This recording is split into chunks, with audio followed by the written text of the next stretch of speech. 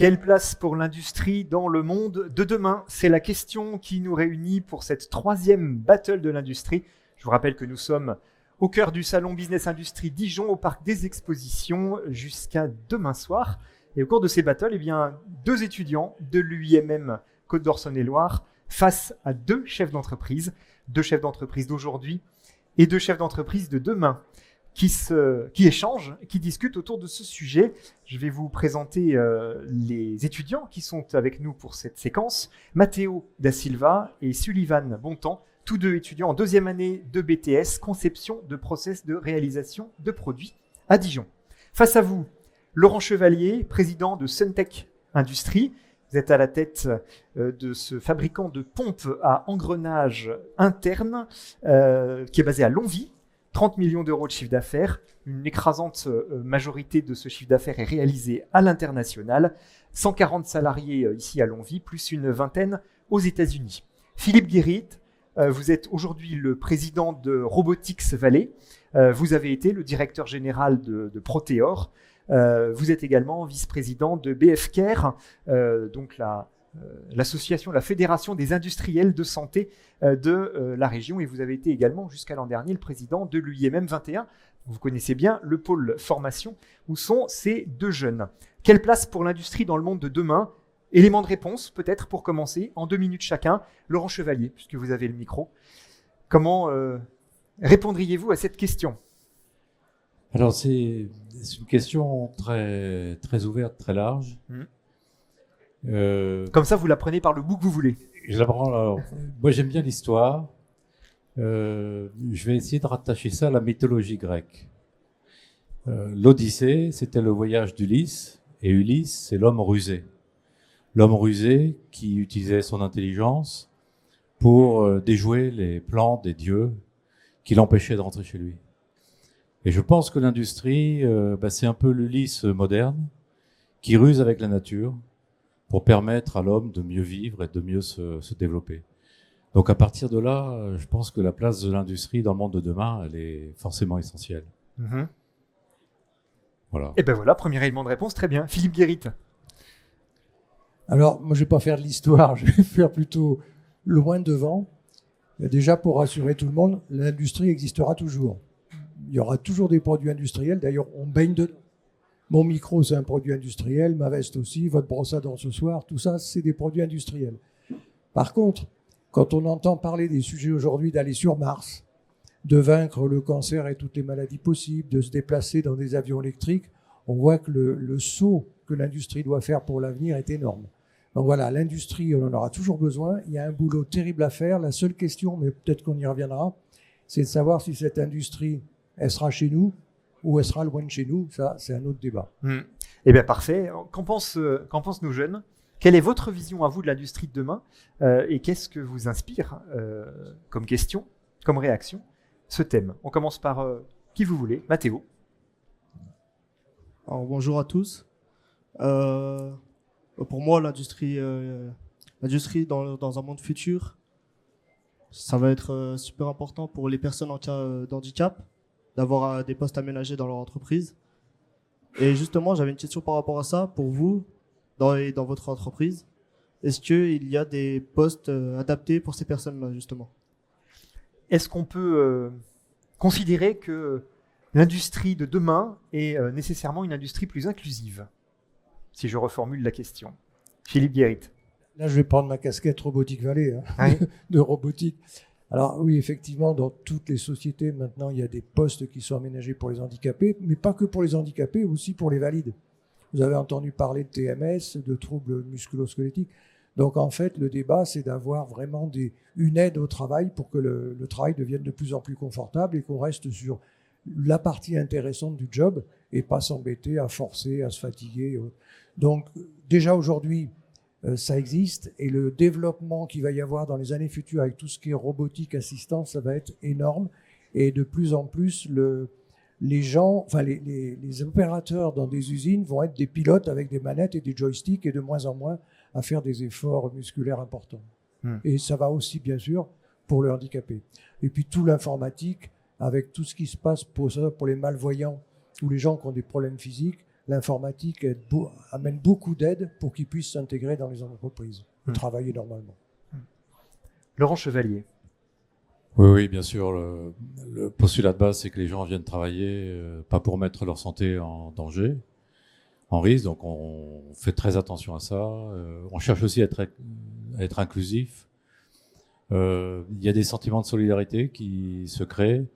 Nous, on fait très attention à l'esprit d'équipe, à faire en sorte que les gens se respectent, travaillent entre eux. Et en fait, ça marche. Hein, c'est aussi simple que ça. Les conditions de travail sont aussi très importantes, bien sûr, parce que on fait du travail posté chez nous. Donc, il y a des gens qui, par exemple, en plein hiver, prennent une équipe à 5 heures du matin. Et ça pique. Donc, autant que ils soient un peu contents de venir travailler, qu'ils soient dans de bonnes conditions, qu'ils retrouvent leurs collègues et que tout se passe bien. Ça nous arrive, membres du CODIR, de faire l'équipe du matin pour rencontrer les gens, quand ils sont dans des conditions qui sont pas forcément idéales pour avoir un dialogue. La parole est à Sullivan. Bonjour. En parlant des personnes atteintes d'un handicap, je voulais savoir si l'automatisation pouvait jouer un rôle pour les aider, par exemple, en créant, par exemple, des robots capables de réaliser des pièces ou de mettre des pièces dans les machines. L'usine de demain, automatisée, robotisée, quelle place pour l'humain finalement dans cette usine Alors, de demain? c'est le vrai débat. On a un débat en interne. Bien sûr qu'on est parti, alors on travaille avec des organismes comme le CETIM, l'UIMM, donc l'industrie du futur, la robotisation. Et puis, moi, je pense aussi qu'il y a des choses qui restent de l'ordre de l'humain.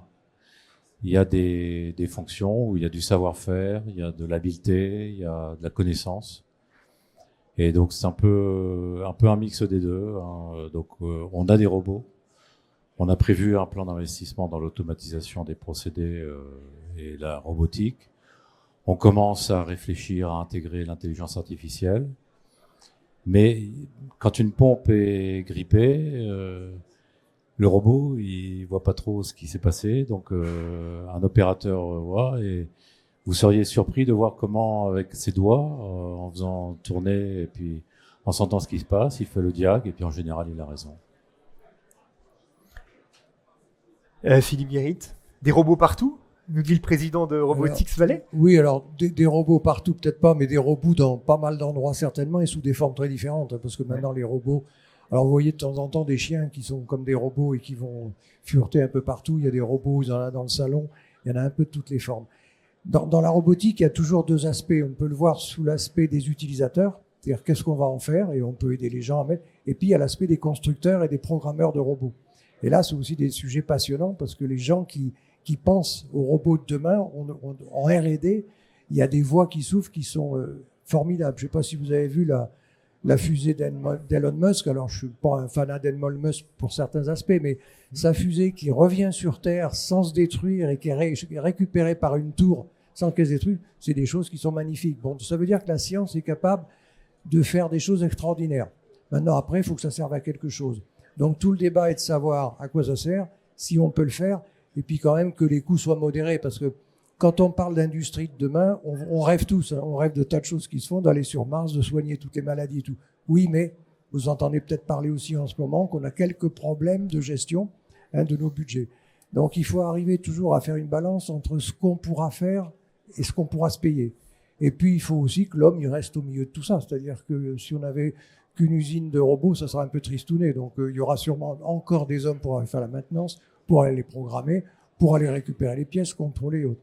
Alors, le robot peut tout faire. Il peut fabriquer, il peut contrôler, il peut expédier, il peut empaqueter. Quoi qu'empaqueter, c'est encore compliqué dans certains cas. Mais voilà, au bout d'un moment, ça dépend des quantités, ça dépend des effets d'échelle.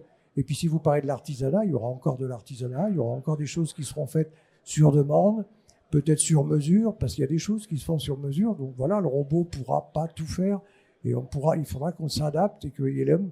D'ailleurs, on parle beaucoup de cobots maintenant, qui sont des associations robots et hommes. Et c'est comme ça que ça fonctionnera. Toute la robotique, c'est associer un homme et un robot. Une autre question de Mathéo. En revenant sur ça, est-ce que vous pensez que les robots, plus tard, vont être autonomes et sans possibilité d'avoir un humain derrière? Alors, je ne sais pas si vous avez déjà entendu parler des voitures autonomes. Donc, les voitures autonomes, ça a été développé, ça marche. Ça marche très bien dans des endroits qui sont bien délimités avec des capteurs partout. Et puis finalement, ils ont commencé à faire, il y a eu une ville au Japon et une expérimentation aux États-Unis, ils ont tout arrêté. Ils ont tout arrêté. Pourquoi? Parce qu'au-delà du robot, au-delà de la voiture qui se pilote toute seule et qui se balade toute seule, il y a des problèmes de responsabilité. C'est-à-dire que voilà, il y a un exemple qui se propage un peu partout, c'est qu'une voiture autonome arrive, il y a deux personnes qui se lancent sur un passage clouté de chaque côté. D'un côté, une vieille dame, de l'autre côté, une dame avec une poussette. Elle choisit quoi?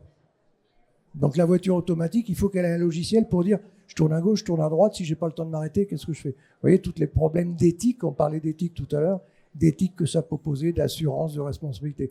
Donc au bout d'un moment... Le conducteur humain aura le même problème, cela dit. Oui, tout à fait. Mais le conducteur, lui, il peut choisir, s'il a le temps. Ouais, s'il a le temps. Tandis que la voiture, il faudra que ça soit dans le logiciel. C'est-à-dire que la personne qui le programme, on dit, je ne veux pas savoir, je choisis peut-être la personne âgée, mais qui c'est qui va le décider, ça dans le logiciel. Donc voilà. Donc on voit très bien que la robotique poussée à très loin, ça s'arrête assez vite à des problèmes de responsabilité, de pilotage, de management et autres. Ouais. Laurent Chevalier, pour fabriquer vos pompes demain, vous imaginez une usine sans personne, avec finalement des robots? Techniquement, ce serait possible. En tout cas, c'est la crainte de Mathéo. Non. Alors, je suis un ancien financier. Et il y a une vingtaine d'années, il y avait un thème qui faisait fureur, c'était le fabless. Donc, plus d'usines, on conçoit, on développe, et ça s'est cassé la figure. On a besoin de gens qui contrôlent, qui vérifient ce qui est fait, ce qui veut dire qu'il y aura une évolution des savoir-faire, je pense, et des compétences. Les opérateurs sont de plus en plus qualifiés. Les opérateurs travaillent avec des techniciens, avec des dessinateurs projeteurs, avec des ingénieurs. On va vers ça. Mais l'usine sans personne à l'intérieur, enfin c'est Blake et Mortimer. Hein. Certains en ont rêvé ou cauchemardé, je n'en sais rien. Sullivan, pour la dernière question. Selon vous, est-ce que vous pensez que relocaliser les entreprises en France en utilisant les produits locaux serait mieux pour les économies françaises? Relocaliser, vous voulez dire ça? Relocaliser les entreprises en France. Par exemple, s'il y a des entreprises à l'étranger, les remettre sur le territoire français. Ouais. Philippe évoquait tout à l'heure cet enjeu de on produira toujours, mais où? C'est la question. Alors, l'usine de demain, elle sera en France? On y arrivera? Récemment dans la presse, là, j'ai vu deux exemples. Je ne sais pas si vous avez vu, il y a une grosse usine de panneaux solaires qui va se monter dans l'Est, là, vers Montbéliard. Mais c'est les Chinois qui viennent la faire. Alors, ce qui est déjà bien, c'est qu'ils la font en France. Mais c'est les Chinois qui donneront les règles, qui mèneront l'usine et tout. Donc, petit à petit, on va commencer à vivre dans une ambiance chinoise. Alors, je vois une DRH qui est derrière. Là, ça sera peut-être encore les lois françaises parce que c'est en France. Mais petit à petit, voilà, il faut éviter que ce soit que les Chinois qui décident dans nos usines. Et puis, il y a un deuxième exemple. C'est une petite boîte qui est à Rochefort qui fait des petits avions taxis hybrides, électriques et pas électriques, et qui a commencé à en faire à Rochefort. Et c'est tellement intéressant qu'il y a une autre entreprise américaine qui est venue les voir pour monter une usine de ces petits avions aux USA. Donc là, c'est nous qui allons... Voilà. Donc aujourd'hui, vous voyez qu'avec l'innovation, les deux sont possibles. Par contre, on peut espérer faire le plus de choses possibles chez nous, c'est-à-dire relocaliser, ou du moins localiser, parce que ce qui s'est fait quand Laurent parlait de faiblesse, il y avait des patrons qui disaient, bon allez, on invente, et puis on va fabriquer ça en Chine. Ce qu'il faut éviter, c'est ça. C'est-à-dire, on invente et on essaye de faire chez nous. Alors les gens, ceux qui étaient avant nous, disaient avec des nouveaux matériaux, on peut y arriver. Mais effectivement, avec les circuits courts, moins de transport. Il faut vraiment se battre, et la R&D doit servir à ça. À voir comment on développe des produits et on les garde chez nous. On fera pas tout chez nous, mais beaucoup plus qu'on fait aujourd'hui. Aujourd'hui, l'industrie, c'est 10% du PIB français, hein, vous voyez à peu près. En Allemagne, c'est 20%. Voilà, on a une marge de progression. Donc, on fera jamais tout chez nous, mais on a une grosse marge pour progresser là-dedans. Et Laurent Chevalier, pour terminer? Oui, on a la particularité, nous, c'est pour ça qu'on lâche pas le manche. On fabrique des pompes qu'on vend en Chine. Et c'est pour ça qu'on automatise et qu'on investit aussi dans des machines robotisées. C'est pour être compétitif. Mais si je reviens à Ulysse, en fait, moi je pense que plus on est dans un pays où il y a beaucoup d'Ulysse, plus on est rusé, et plus on est rusé, plus on est fort. Donc il faut surtout maintenir et développer ces filières de formation technique, qui sont des filières d'avenir, parce que le monde va avoir besoin, et a déjà besoin de produits. Et puis après, normalement, l'économie française a tout ce qu'il faut pour être compétitif. On a des infrastructures, on a un rythme de vie, on a des choses que... Moi, je suis allé 3 fois en Chine. 2 fois, c'était pour envisager une acquisition d'une entreprise chinoise. Bon, ça donnait pas envie de le faire. Enfin, on a tout ce qu'il faut pour faire de bons produits en France et les vendre partout dans le monde, quoi. Il y a peut-être, je sais pas si Philippe partage cet avis, un petit complexe où effectivement, moi, j'ai vu que l'industrie ou l'économie française avait un petit problème pour exporter. Alors que il n'y a pas de raison d'avoir peur de son ombre. On prend un billet d'avion, on va chercher des marchés, on revient avec des carnets de commandes et puis on fabrique et on est meilleur qu'eux. Donc la réindustrialisation, la relocalisation, qui en est un des leviers, c'est possible. L'usine de demain, elle pourra être en France, même si c'est des capitaux américains ou chinois, Philippe. Oui, non, c'est possible, mais ce que dit Laurent, c'est vrai. Alors les grands groupes en France, les grands groupes connus, Airbus et compagnie, savent forcément exporter. Mais les entreprises moyennes, il y en a beaucoup qui n'osent pas se lancer à l'export. En France, il y a une espèce de complexe, effectivement, à aller exporter. Alors, il faut exporter. Et c'est parce qu'on exportera qu'on aura un volume suffisant pour baisser les coûts et après être plus performant. Faut surtout pas penser rester en France. Alors ça, je vais pas repartir sur tous les débats Mercosur, douane et compagnie avec. C'est l'actualité. Mais il faut vraiment, plus tard quand vous serez dans des entreprises, faut vraiment penser toujours export parce que c'est comme ça que l'entreprise va se frotter à d'autres conditions aussi de commercialisation de ses produits, à d'autres normes, et ça nous fait progresser aussi. C'est vraiment très important. On parle pas assez d'export en France. Ça, je reprends ce que disait Laurent. L'usine de demain, l'industrie de demain, elle continuera, elle existera, elle sera fière d'elle. Voilà, c'est le résumé que je pourrais apporter à ça. Merci beaucoup, merci à Mathéo et Sullivan d'avoir joué le jeu et merci d'avoir apporté la répartie, Philippe et Laurent. On se retrouve dans quelques instants pour la 4e et dernière battle.